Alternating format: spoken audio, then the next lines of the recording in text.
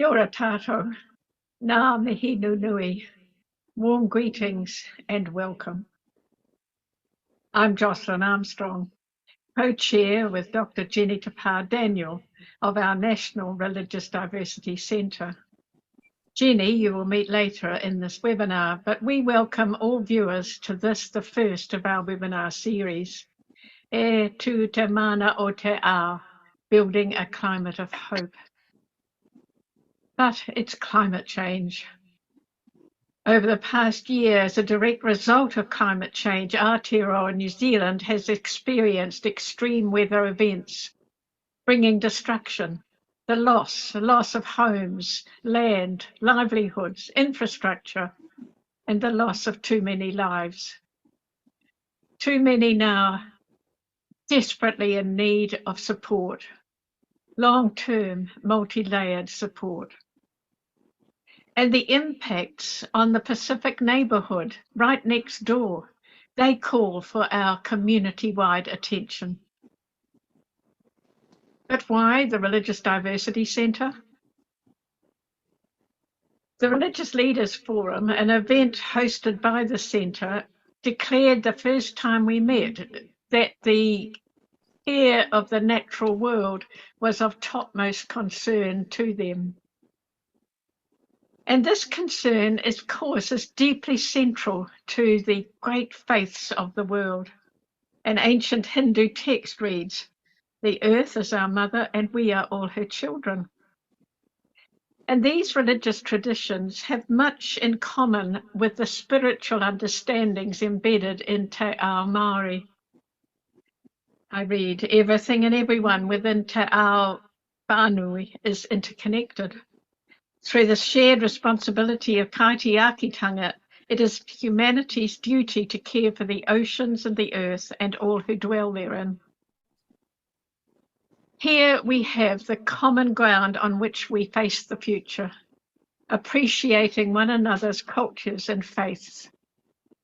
But the future under climate change, it's not easy. Making changes to the way we live and work, as individuals, workplaces, and communities. But can we, in the climate of hope, share responsibility, care for one another and the environment, so together we avert the disaster? Building a Climate of Hope. Dr. Jane Goodall sets the scene for the following webinars to explore the situation for Aotearoa New Zealand, for the Pacific region, and finally with an international perspective. E tū te mana o te ao. Oh, God. But now, I invite Rod Oram, noted journalist and member of the RDC Climate Action Group, as moderator to introduce our keynote speaker and discussion panel. Thank you, Rod. Kia ora tātou, and thank you, Jocelyn, for your very warm welcome to our webinar this evening. And it's my very great pleasure to be the moderator this evening.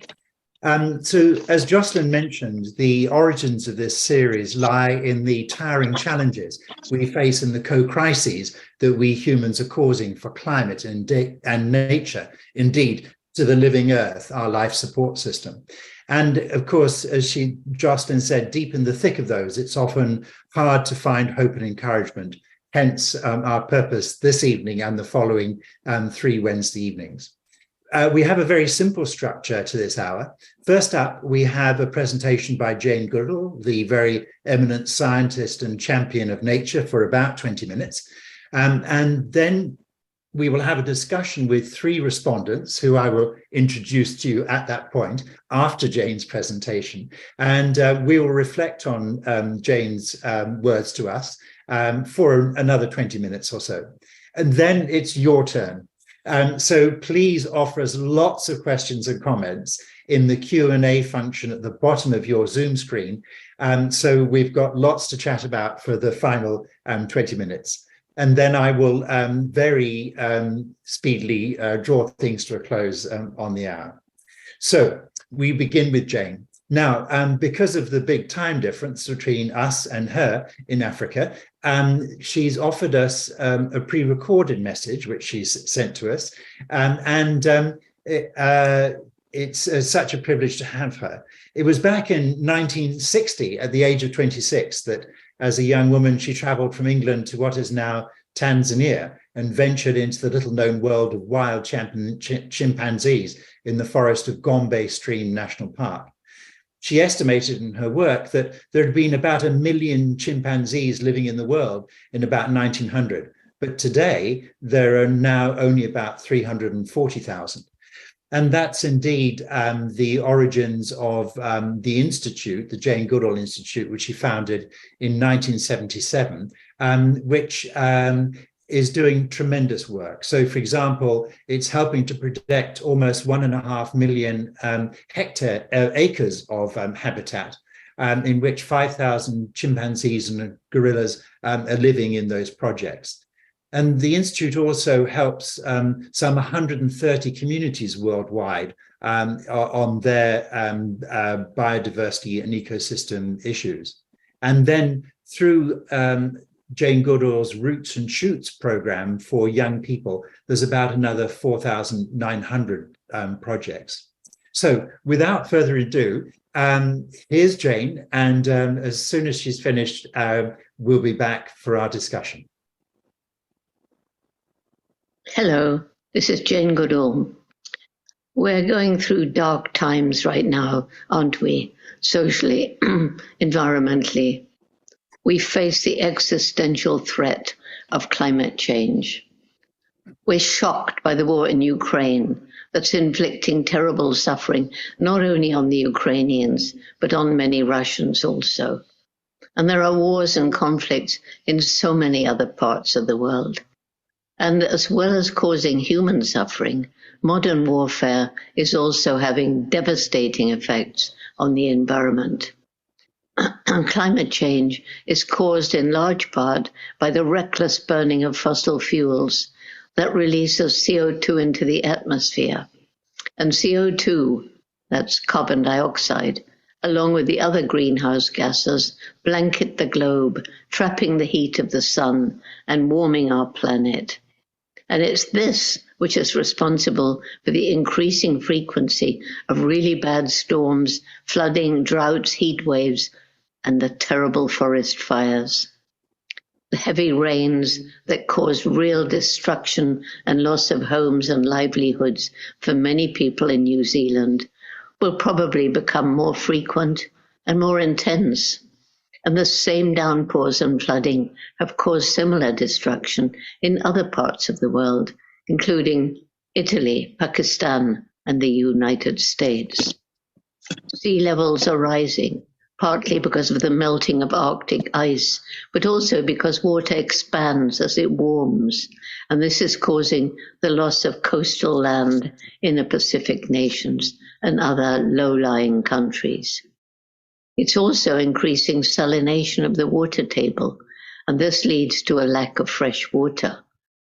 And the extended droughts, along with the misuse of rivers, because they're diverting water for agriculture in arid landscapes, and because of the building of dams, and because of pollution. All of this is decreasing the availability of fresh water in many parts of the world. It's our disrespect of nature that's led to climate change. It's so important to understand that we are part of the natural world and we depend on it for clean air, water, food, everything. But what we depend on is healthy ecosystems.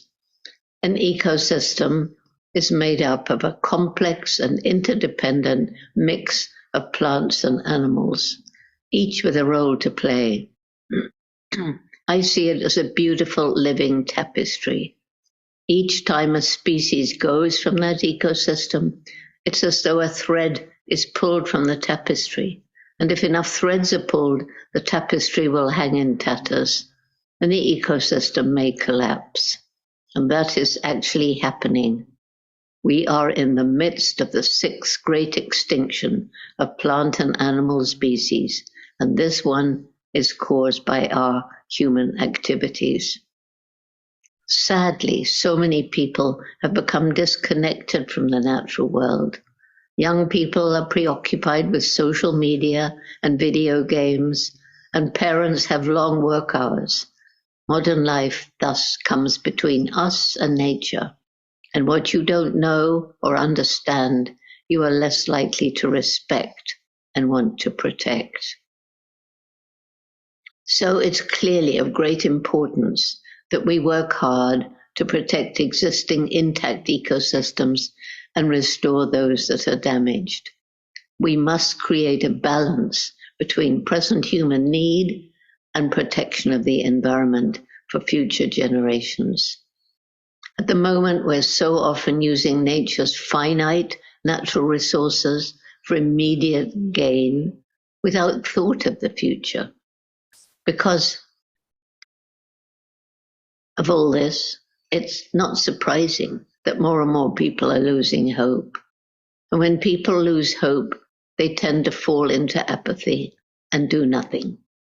This is why it's desperately important to help people understand that we still have a window of time when, if we get together and take action, we can slow down climate change and loss of biodiversity. I think we're at a crossroads, a critical crossroads. One path leads to the end of life on Earth as we know it, the other to a slow climb out of the mess that we've made. Imagine that humanity is at the mouth of a very long and very dark tunnel. Right at the end, a little star is shining. That's hope. But it's no good sitting at the mouth of the tunnel and hoping the star will come to us. No, we have to roll up our sleeves and climb over, crawl under, and work our way around all the obstacles that lie between us and the star. The obstacles are many, not only climate change and loss of biodiversity. There's industrial farming with its use of chemical pesticides and herbicides that are harming biodiversity, killing the soil, and making us sick. The billions of animals raised for meat in factory farms around the world, in addition to the horrific cruelty inflicted on animals we now know are capable of feeling depression, fear, and pain, they all need to be fed. So huge areas of habitat are cleared to grow grain to feed them. Huge amounts of fossil fuel are used to get the grain to the animals to slaughter, and the pieces of cow, pig, chicken, and so on onto our plates. Huge amounts of water are needed to change vegetable to animal protein, and the animals produce huge amounts of methane in their digestion, a very potent greenhouse gas. Then there's the illegal wildlife trade, trafficking of live wild animals and their body parts, such as ivory and rhino horn, around the world for food, medicine, pets. This not only affects biodiversity, but it led to the recent pandemic when a virus jumped from a wild animal sold for meat in a wet market in China to a human, where it bonded with a cell and a new infectious disease was created. And it's true that other infectious diseases have started in the same way. Then there's poverty. Poor people will destroy their environment in order to survive, cutting down trees to make more land for farming or to make money from timber or charcoal. In cities, they buy the cheapest goods, which only too often harm the environment in their making or are cruel to animals, or the result of unfair wages paid to other people living in poverty. There is need to do something about the unsustainable lifestyles of the wealthy and the unsustainable practices of many large corporations that are depleting the planet's finite natural resources. It was Mahatma Gandhi who said the planet could produce enough for human need, but not enough for human greed. Then there's ignorance, which, along with fake news, is another problem, as is corruption. And there's discrimination and racism, hatred, domestic violence, and so on. There's destruction of forests and other ecosystems for agriculture and development as populations of humans and their livestock grow. And then there's pollution of air, water, and land resulting from industrial and household waste and the huge amounts of plastic that are now out in the environment. Those are just some of the problems, some of the main problems. The good news is that there are people working to solve all of them, but unfortunately, they're so often working on their own particular issue in isolation, without thinking about the big picture, so that in solving their problem, they may be creating other problems. For example, imagine I've shut down a coal mine. Yay! I've prevented all those CO2 emissions from joining the greenhouse gases. Hooray! But I haven't thought that this may cause massive loss of jobs and increasing poverty for hundreds of miners. And as various businesses close, there are people working on training the people who lose their jobs for new employment. So if I, who closed the coal mine, had reached out to those people, then we could have closed the coal mine and at the same time provided jobs for the people who would otherwise sink into poverty. The one thing that makes us most different from other animals is the explosive development of our intellect. Animals indeed are way more intelligent than people once believed, and not only primates, elephants, whales, but pigs and rats, birds, octopuses, and even some insects. But only we can design a rocket that releases a robot onto planet Mars, where it takes photos that show us that Mars cannot support life as we know it. How bizarre it is that the most intellectual being to ever walk the planet should be destroying its only home. It seems that we've lost wisdom. Many indigenous people make decisions only after asking, how will this affect future generations? We tend to ask, how will it affect us now, or the next shareholders meeting, or the next political campaign?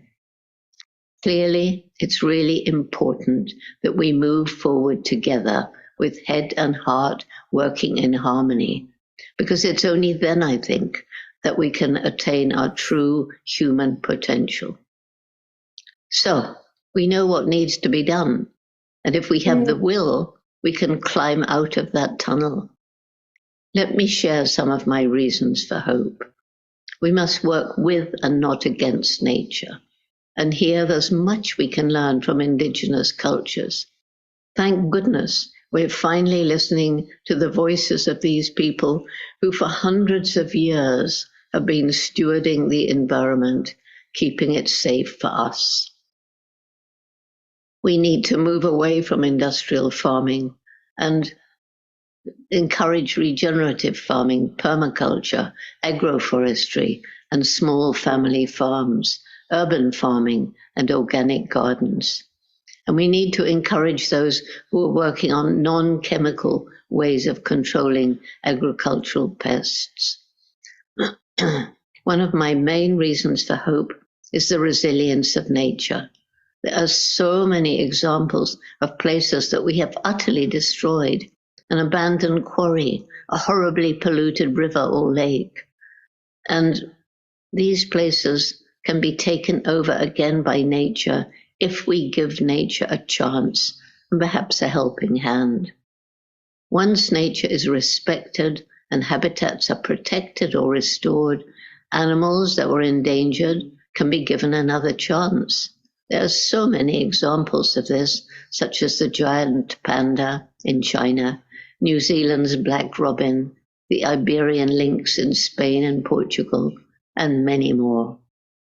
Another reason for hope is the energy and commitment of young people once they know the problems and are empowered to take action. Back in 1991, I found young people even then were losing hope. Our future is being destroyed, they told me, and there's nothing we can do about it. But I said to them there was a window of time to start healing the harm we'd inflicted, but it needed everyone to take action. And it was back then that the Jane Goodall Institute's humanitarian and environmental program for young people, Roots and Shoots, was created. This program is now in 68 countries, with members from preschool through university, all choosing projects that help people, animals, and the environment. Groups are planting trees, cleaning up beaches, raising awareness about environmental issues. They're making an impact in their communities and inspiring others to do the same.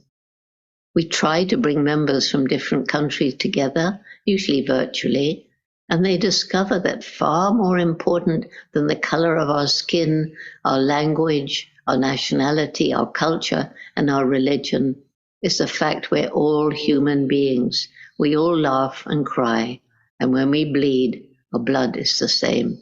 We're one family. And as we began Roots and Shoots over 30 years ago, many members are now adults, and some have gone on to become leaders in protecting the environment and its wildlife. And they retain the core values of Roots and Shoots: respect, empathy, and compassion for each other, for animals, and for the environment. Another reason for hope is that more and more scientists are working to find technological solutions that will enable us to live in harmony with nature, such as renewable energy from sun, wind, and tides. There are even machines that suck CO2 from the atmosphere and store it safely. Electric cars are getting increasingly environmentally friendly as scientists work on better ways of making batteries with greater storage capacity. We're finding little microbes that can actually eat plastic, and so much more. But we mustn't think that science has all the answers, because it's equally important to protect the natural world, especially forests and the ocean, the two great lungs of the world that sequester CO2 from the atmosphere and give us oxygen.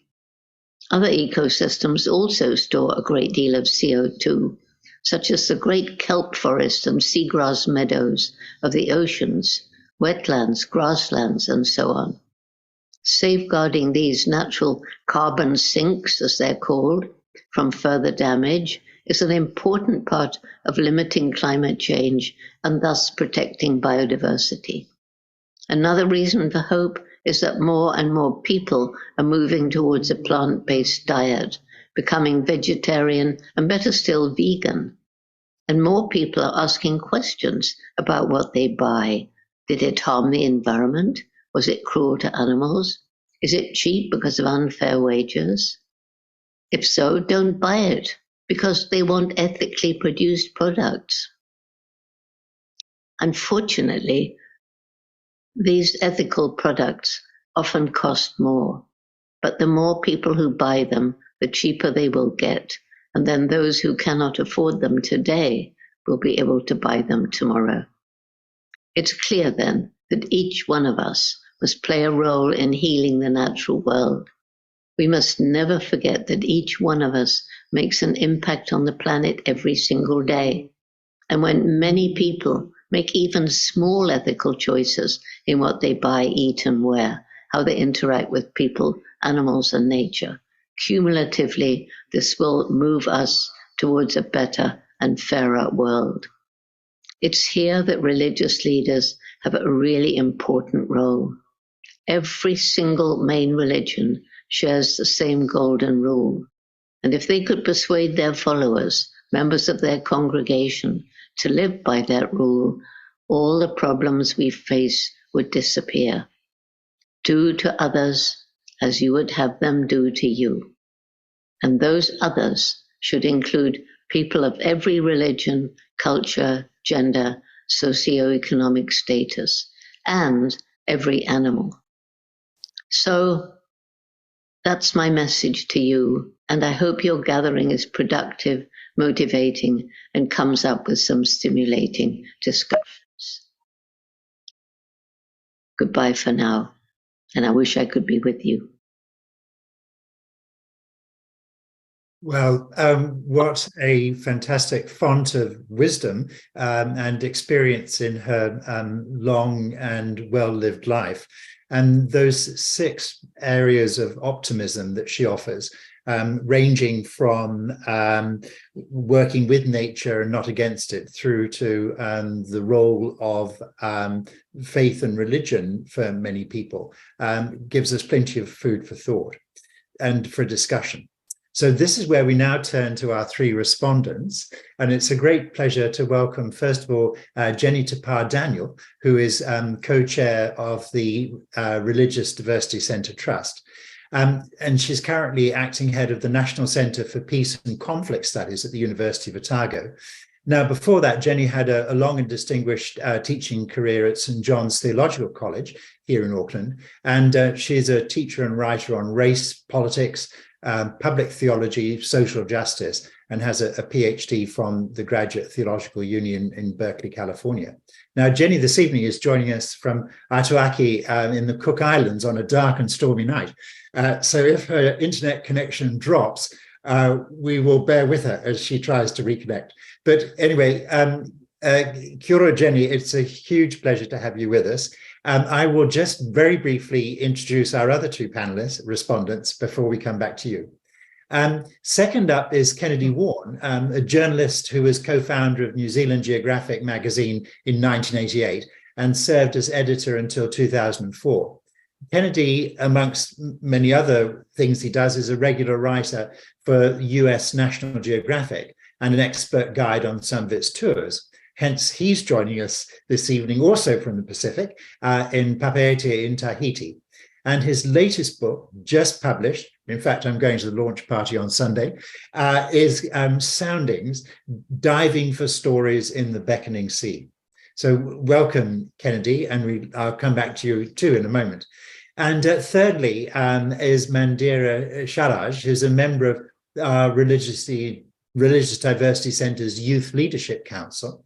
Mandira is also an ambassador for the Jane Goodall Institute and has a master's degree in climate change science and policy, hence roles such as her current one as a policy advisor in the Energy Efficiency and Conservation Authority in the New Zealand government.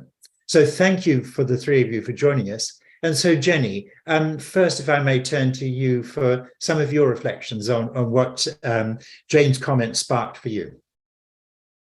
Kia ora, Rod, and kia ora tātou. Jane, of course, was consummately comprehensive, and you know, the sweep of the issues that she covered was little short of dazzling, as one has come to expect of such an iconic figure. I did, so just a couple of observations. I noticed that in terms of the we, you know, of whom Jane speaks, initially at least, she made no critical distinction. She didn't differentiate between those population groups whose cultural traditions are inherently attuned to respecting all in the natural environment, indeed to respecting all of creation. But further on, she does then begin to speak affirmatively of Indigenous peoples. It's often the case that this happens, but not in any way, not in any immediately pragmatic way. It's an observation, it's a noticing, it's an affirming. But what I guess what I want to say is that Indigenous peoples have, for the longest time, articulated a yearning, for example, that you know, our teachings are to be adapted to, are affirmed, are accepted, embodied, implemented. It's always the sense that this is what Indigenous peoples do, but not the rest of us. But more than ever before, I think it's important to hear us say that we are looking for, as I said, yearning for genuine, power-laden, equitable opportunities for bringing our wisdom, our intellect, our experience, indeed our respect for, our empathy with, and compassion for all in creation. We want to bring that to bear in the service of turning back the tides of destruction. We want to bring that to bear in the collective service of teaching, of nurturing, of modeling life-giving sustainable practices. And we want to bring it to bear in the global service of actively seeking for peace with justice for all and not just for some. This, I think, is the together of which Jane speaks. The collaborative potential, the collective working out of these issues.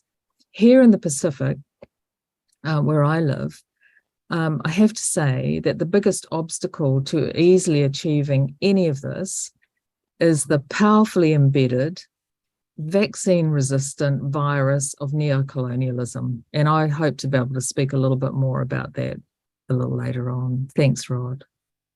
Fine. Thank you very much indeed, Jenny. And indeed, there's a number of important things to pick up on there, and particularly want to come back to how you feel here in Aotearoa. We're beginning to see that sense of that interconnectedness of all living things, given expression to to our Māori, a Māori worldview, coming up elsewhere across society and beginning to spread. But we'll come back to that point. So thank you. Sure. Kennedy, welcome from Papahiti, and your thoughts, some of your thoughts, please, on what you heard from Jane. Ia Rana from French Polynesia, as you pointed out, Rod. Many of the themes that Jane brings forward in her wonderful talk are those that people in environmental education and indeed in faith communities have been talking about for generations. Indeed, ever since Rachel Carson's Silent Spring first began to deeply challenge those in Western cultures.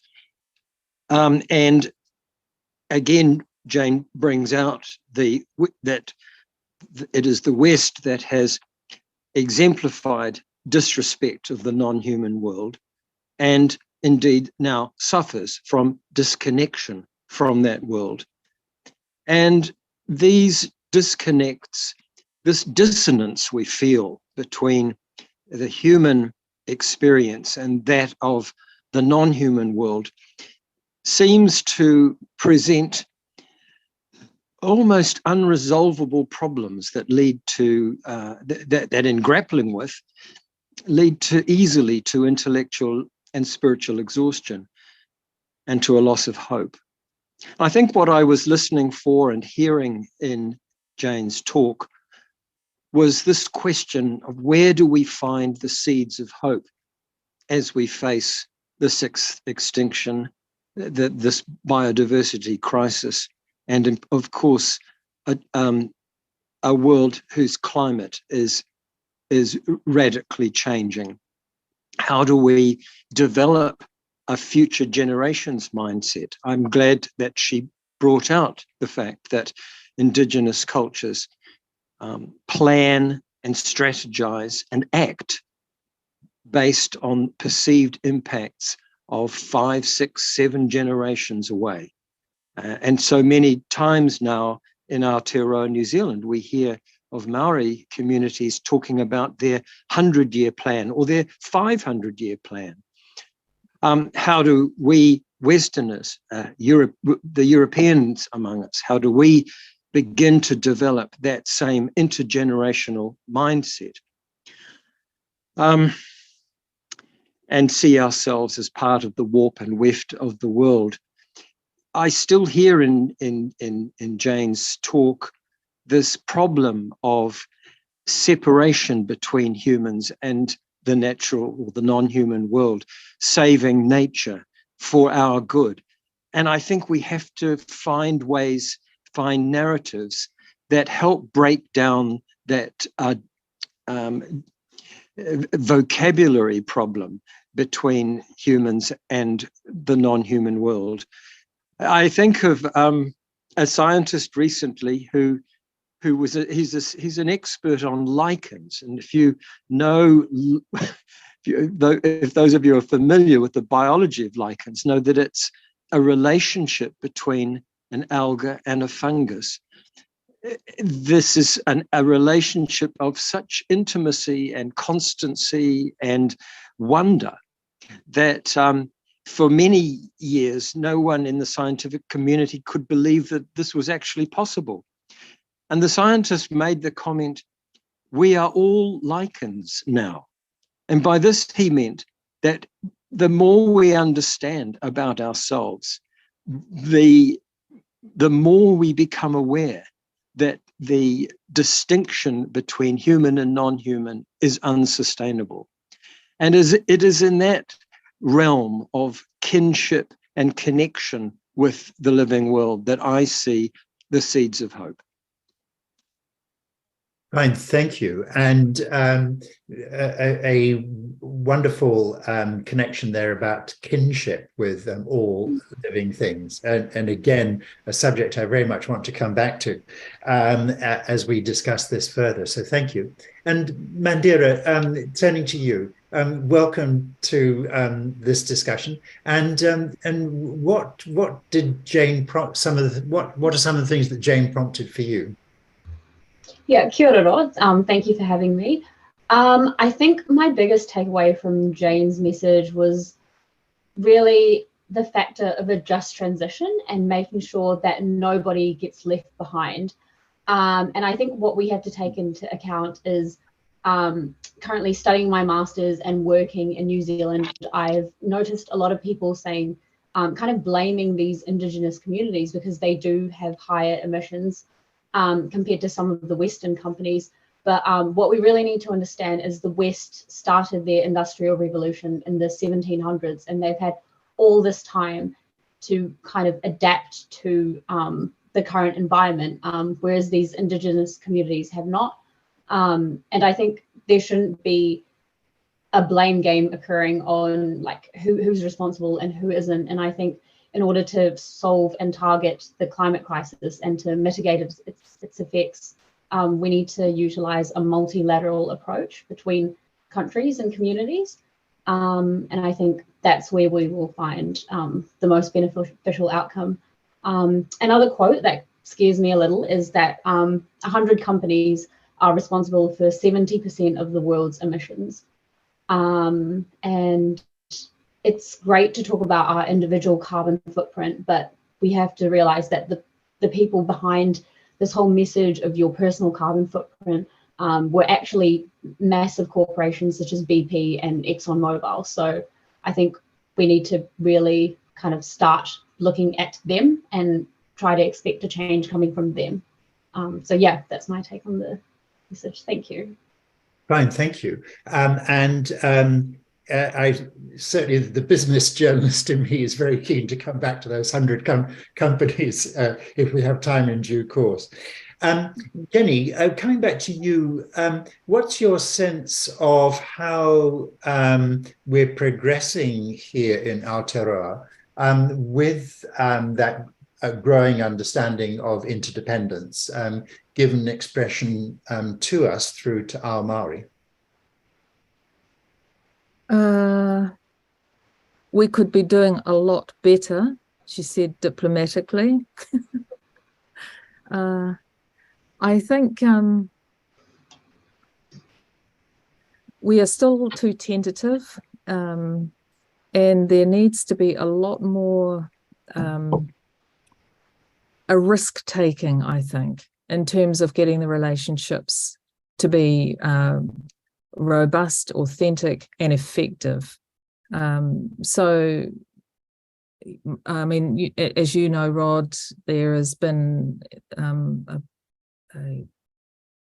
a huge effort made, particularly by some of the churches, to try and nudge along those kind of bicultural relationships. But I think, as with any relationships, the qualitative evaluation of how much progress we're actually making is the stumbling block. We seem to be averse somehow to really undertaking to ask ourselves how well we're doing in that space. And if I take the churches as my primary example, I'm not aware that any of the mainstream churches who have, with great pride and doubtless sincerity, undertaken these journeys, not one of them has ever undertaken to seriously, qualitatively assess the relationship. We keep hearing statistics, but they're meaningless in the context of, genuine and effective relationship. We haven't got time to wait any longer upon the rhetorical understandings. We really need to know whether or not we're doing the right things or not. And yeah, so that's my feeling. But in terms of it's not just in Aotearoa New Zealand, it's across the Pacific, and that this whole kind of neo-colonial thing that I'm talking about. I think we really need to start examining, because it's there that the assumptions lie, it's there where the actions are taken that belie any progress being made in terms of mutually respectful relationships between Indigenous populations and dominant groups. Yeah, so that absolute essence of colonialism, of power over others, you feel lies right at the heart of this breakdown in so many relationships, but particularly with humanity, in the discussion of this context, humanity with nature. Oh, I do. I mean, if I just could give just a couple of examples. So as people may realize, the Pacific is a massive, beautiful, spectacularly oceanic region, which is interconnected by the oceans and waterways among and between us. Right there, the popular narrative is that we are we are a whole bunch of islands who are separated by water. We're not separated at all. We're interconnected. And so it's just, again, a different way of, that's how we understand our relationships one with another. But geopolitics aside, let's look at some of the impacts of climate change across the Pacific and the responses that have been made. So we are a region of cyclones. If you could hear the wind howling outside, you'd know that that is definitely so. We have sea level rise. We have, developmental issues and responses to natural disasters. And always when things like this happen here, much is made by the colonial overlords, particularly New Zealand, of aid, sending aid in to assist in those areas. And time and again, that aid is ill-conceived, ill-judged, and never are the determinants of it developed on the ground. One classic example, 12 years ago, there was a massive cyclone, incredible destruction here in Aitutaki. The New Zealand government made a great song and dance about sending aid in, and what they sent were the equivalent of like Lockwood houses to replace the houses that were destroyed, wooden houses in a cyclone environment. I mean, I'm sorry, concrete would have been the thing. And then not only that, the government then deducted the cost of the aid they sent the Hercules here to bring all of the aid, and then promptly deducted the cost of the flight of the Hercules from the aid donation. So it's things like that make me just, tear my hair out, thinking And then there's the issue of seawalls. So, you know, currently everybody, let's just build a seawall to stop the sea level rising. But you build the seawall of material that might work in Lyell Bay in Wellington, but it certainly doesn't work in Aitutaki. So, but nobody's collaborating respectfully with the locals who know exactly what it is that is needed that would assist in events like this. These are just a couple of the examples that I'm talking about. I could go on, but there are others to speak. Yeah, thank you for those examples. Kennedy, in your work, you in so many ways and so with great insight and with great creativity are helping people overcome that dissonance. You know, to use two words from Jane's talk about disrespect for nature and feeling disconnected with nature. In terms of where you see hope about that relationship rebuilding, what are some of the examples of that and some of the ways that people can participate in that? I have generally found my greatest hope at the small scale level, where communities are acting to protect their own environments. A great example is the protection of the marine environment. I was in the Philippines writing for National Geographic about the plight of coral reefs. And when you consider the millions of people who rely on these reefs for their sustenance as well as livelihoods, preserving the coral reef resource is, and I pause when I use the word resource because I don't think of coral reefs as a resource, but in the context of people's needs for food and livelihood, that is a resource. Within the Philippines has been a world leader in community-based marine protected areas. And I visited several communities where the impoverished fishing families had voluntarily set aside areas of the reefs that they control. And in the Philippines, local communities do have jurisdiction of their marine environment out to 15 nautical miles. It's a legislative fact. And so they can choose to set aside areas of reef and not fish them, so that the remainder of the reef where fishing is permitted will provide for their needs. And so I have seen at the small scale level a willingness to act in that way to achieve sustainability and to protect the health of the reefs in a time of ocean acidification and ocean warming and ocean sea level rise, all of which affect coral reefs. So it is in these small scale actions, which we also see in Aotearoa New Zealand communities seeking to become friends of the living world and custodians and kaitiaki, as we heard earlier. I see in that great hope. I think of the, let me just share some lines from the American poet Adrienne Rich, who touches directly on this problem of hope. She writes, "My heart is moved by all I cannot save. So much has been destroyed. I have cast my lot with those who, age after age, perversely, with no extraordinary power, reconstitute the world."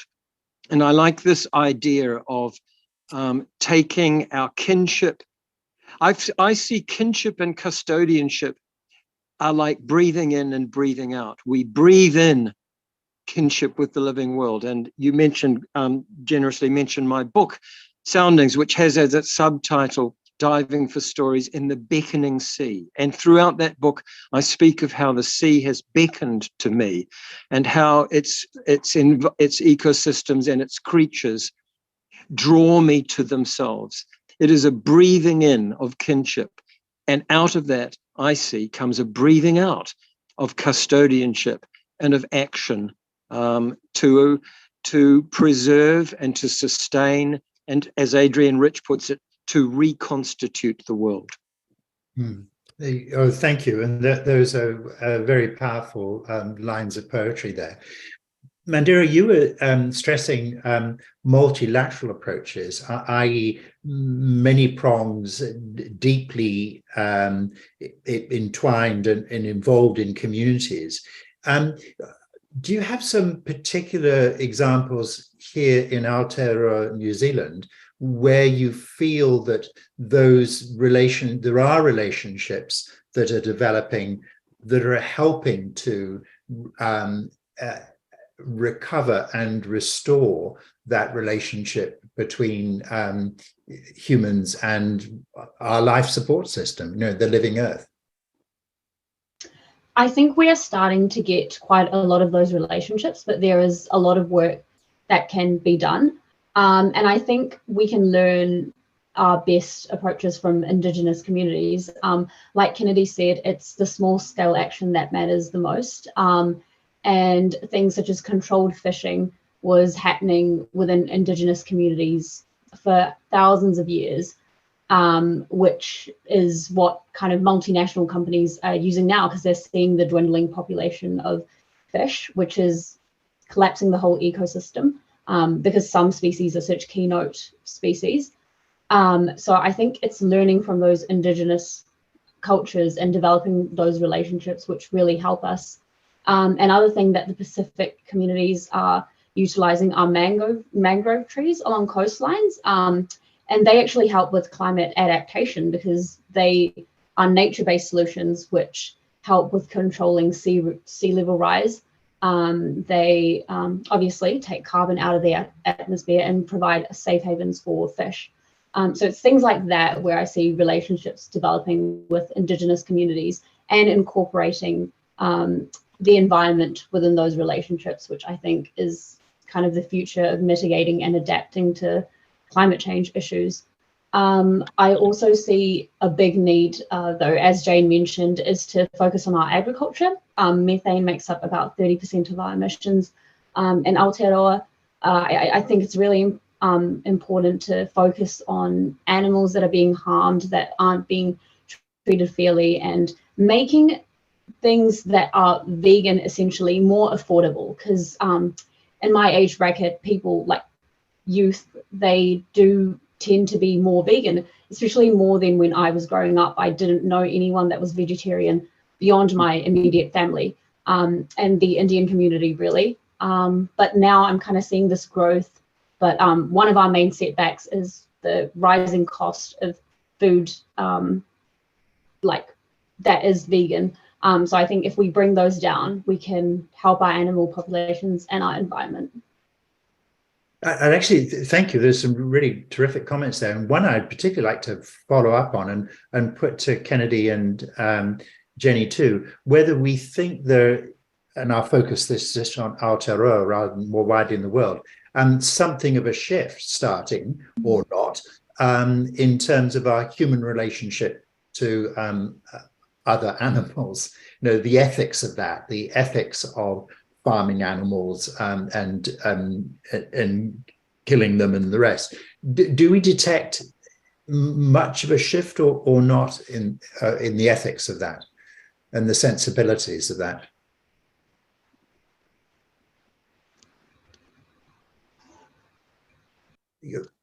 Yes, I think that is exactly what we are seeing. And I guess with me, my particular area of focus is often not to do with food or agriculture, but with indigenous species, flora and fauna.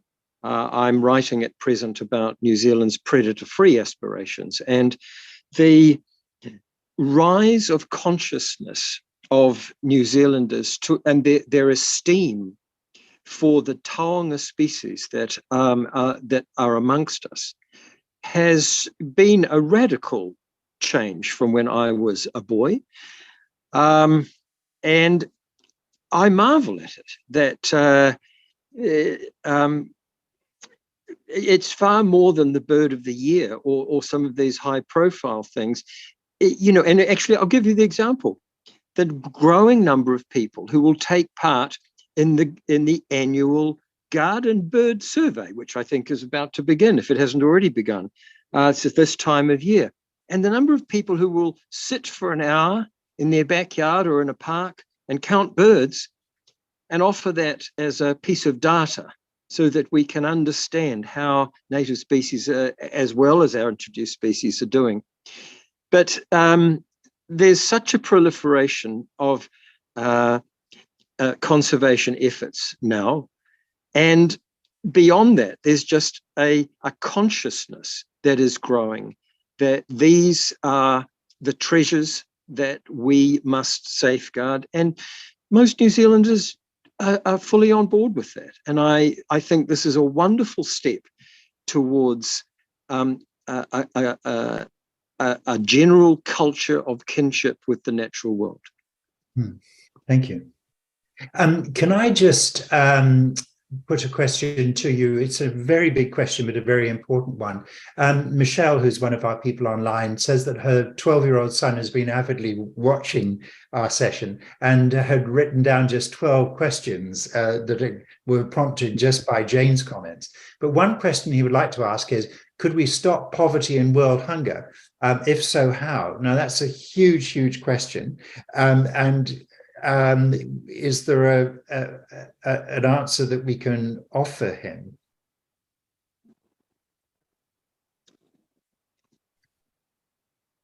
Can I just say, I did send a private message back because I thought that was a wonderful question myself.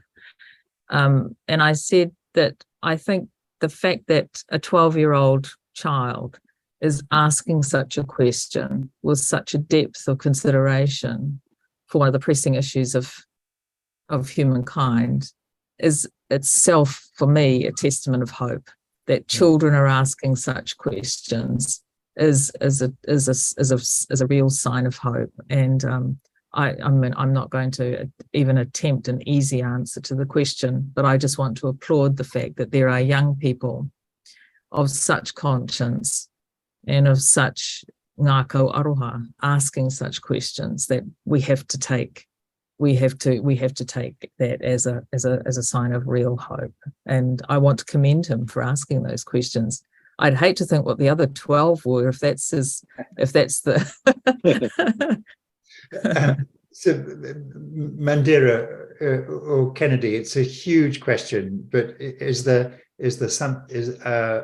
you have some response that might help? Yeah, I think it is a massive question.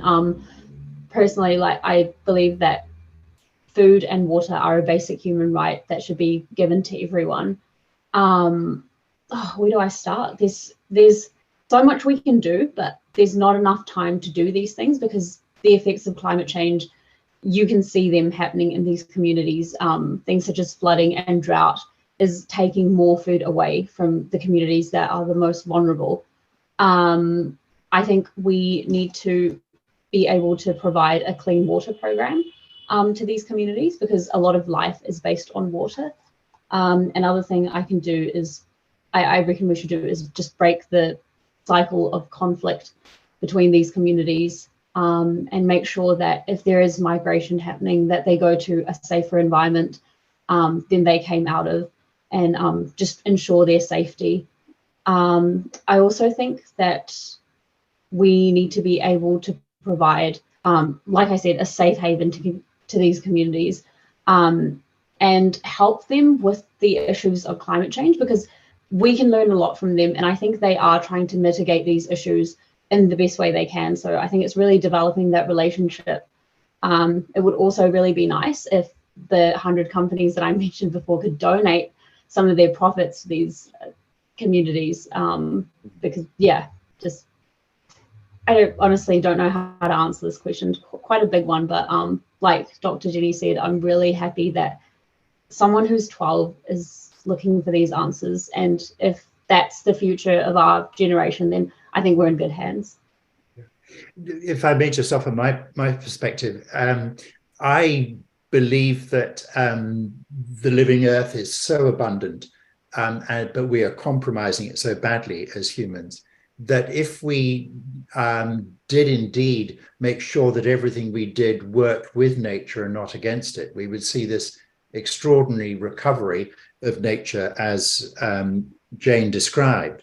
And if we also change sort of economic and political systems, so there is real equity in the world, I, in my own mind, can sketch out how 10 billion people, 2 billion more than we have now, by 2050 would be able to, if they lived in right relationship with our life support system, that system would provide amply for those 10 billion people. So that's the thing I hang on to. And just sort of looping back to our work in the Religious Diversity Centre, I also would suggest that we won't do enough about all that until we care enough. And arguably we won't care enough until we have some sort of spiritual relationship to all of those other living things, and giving expression to that in by whatever faith or whatever way one communes with nature. But so that would be what I would offer Michelle's son there. Look, I'm terribly sorry. We're right on our in fact, we're a minute over, and I feel that there is so much more that we would be able to discuss. But if I may just very briefly thank you, Jenny and Kennedy and Mandira, for your comments. And of course, a very big thanks to Jane for so eloquently offering us those 6 signs of hope that she sees through her work. And to say that this is just the first of our 4 webinars. Next week, on June the 21st, Rabbi Dean Shapiro of Beth Shalom community here in Auckland, and 3 climate scientists are going to be discussing hope for Aotearoa in New Zealand. And then the week after, on the 28th, Mary Moana Kolio, who's a climate activist with the Pacific Climate Warriors, will be offering us thoughts on hope for our Pacific region. And then on our 4th and final session on the 5th of July, Helen Clark, our former Prime Minister, and will be discussing hope for the world. So please do join us and that in that time, at the same time over these next 3 weeks. And please do tell others about the programme. And lastly, if I may make a request, we very much appreciate some help through Kohar or donations to support wonderful projects undertaken by the trusts and organizations of our keynote speakers throughout the series. So that's the Jane Goodall Institute, projects selected by Rabbi Dean and his speakers, projects undertaken by the Pacific Climate Warriors, and of course the Helen Clark Foundation. So we do have a Give a Little page. If you search on Give a Little for the Religious Diversity Centre, you'll find that. But also if you go to the Religious Diversity Centre's donations page, and their email address is rdc.org.nz, again, you'll find a way to donate there. We'd be very grateful, because it would be wonderful to be able to help those organizations in some small way. Lastly, if I'd like to thank all of the people who have made this possible, not the least of which my colleagues in the Climate Action Group. So it's Jocelyn herself and Mary Easterman, Paul Blaschke and Richard Milne. And lastly, I'll just leave you with one of my favorite quotes. As I try to understand what my Indigenous knowledge as a former English person turned New Zealander. And one of my great guides is John Muir, the early 20th century writer, born in Scotland, grew up and worked in the United States. And he wrote 7 wonderful books about his wilderness journeys and his relationship with nature that he described in those. If he could come back and join in a discussion on the marae, he would feel right at home in Te Ao Māori. And one of the most wonderful things he wrote, amongst many, he said, every time we tug at a single thing in nature, we find it linked to the rest of the universe. So thank you for joining us. Please do come back and see us next week. And once again, thanks to our panelists and Jane. Good night to you all.